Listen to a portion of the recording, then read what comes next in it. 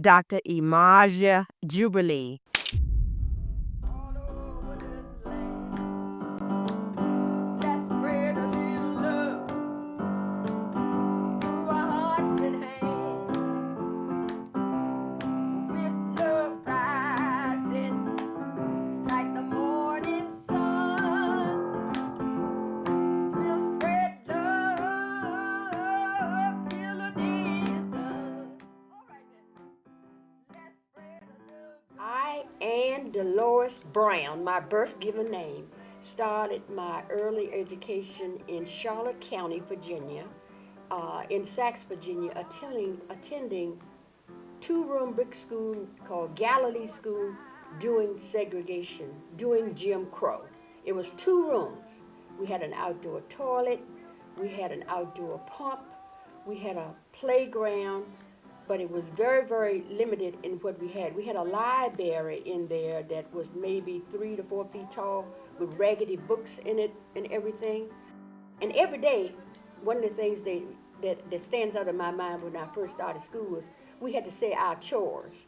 We had to say my fingernails are clean, I brushed my teeth, my hair has been combed, and I have on clean underwear, okay? We had to do that every day. Then we had to raise our hand and say Pledge of Allegiance to the flag, all right?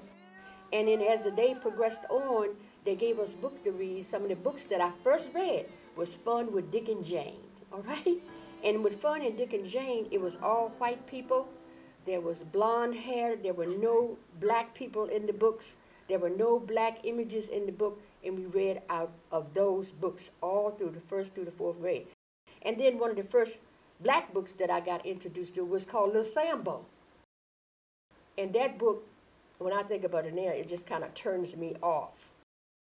What they did was built new schools, and I went to Bacon District Elementary School, which was still in Sachs, and that school is still operating right now.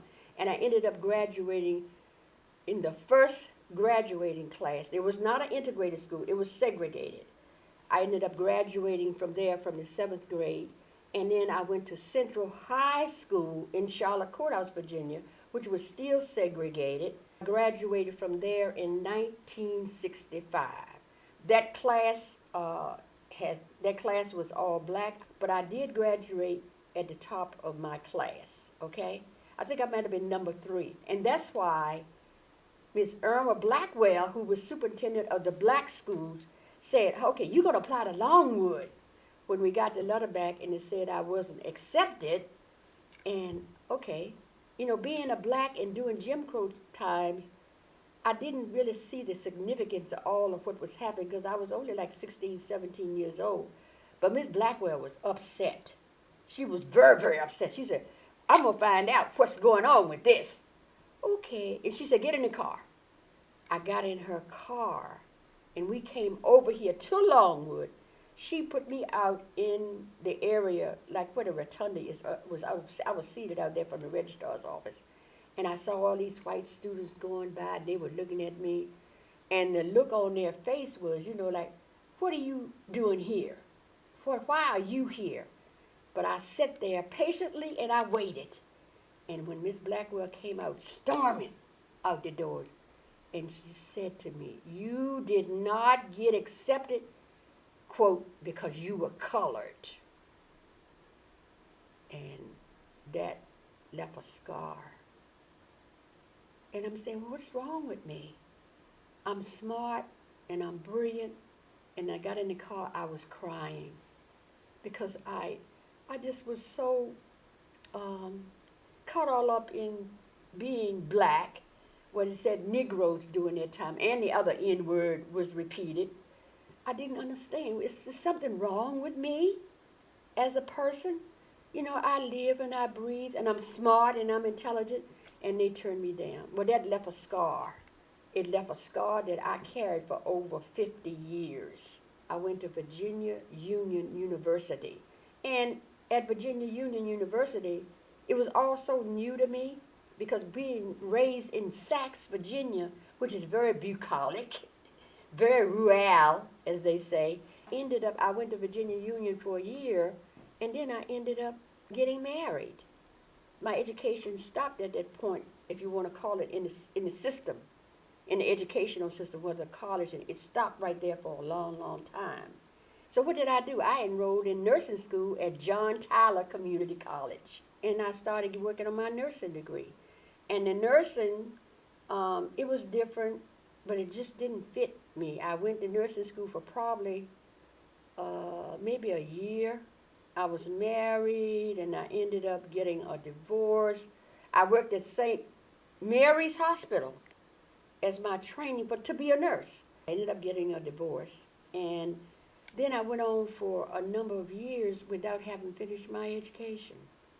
And then I had a daughter, which is Cosette Deshawn, and it dawned on me, I wanted to get my degree. How was I going to go back to school, not having money to go back to school with? And then I learned about Pell Grants, and I learned about loans to go back to school. So what did I do? Another girlfriend, she was living in Red Oak, Virginia. She wanted to go back to school too. So I told my mom that I wanted to go back to school. And my mom said, you didn't go when we was paying for it. How you going to pay for it now? The other friend and I applied to Virginia Commonwealth University.